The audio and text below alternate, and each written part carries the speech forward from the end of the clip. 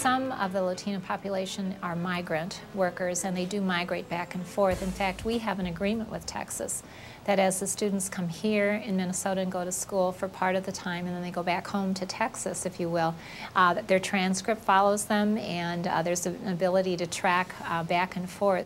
We have a long-standing Supreme Court decision that says that every child in our nation, regardless of their status, has a constitutional right to a public K-12 education. They have every right to apply to college. The major obstacle is paying for it because they don't qualify for the FAFSA, and that's the federal financial aid application. And so all state and federal aid comes out of that application. So the DREAM Act is an effort on the part of state laws to provide in-state tuition rates for these students in exchange for them eventually becoming citizens. States get this.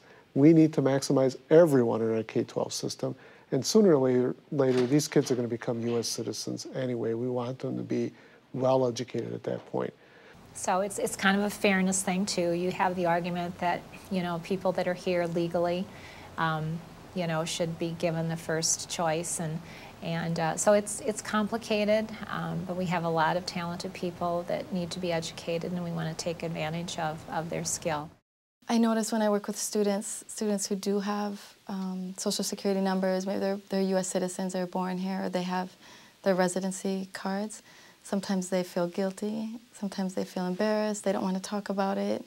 They don't necessarily want other students to know because they feel bad that they have it and other students don't.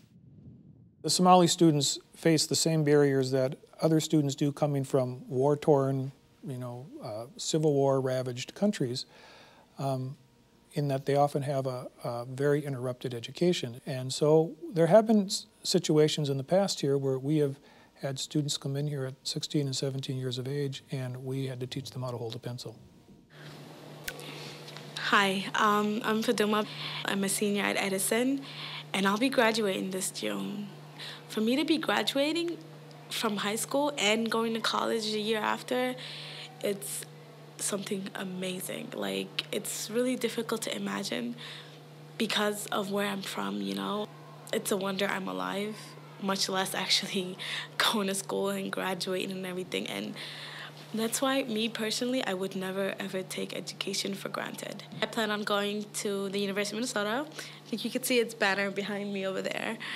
But yeah, I'll be enrolled there full time. I'll be the second person in my family to go to college, and I'll be the first female in my family to go to college. And I'm really, really, really, really excited to graduate. Like, I can't wait. So that's my story, and thank you.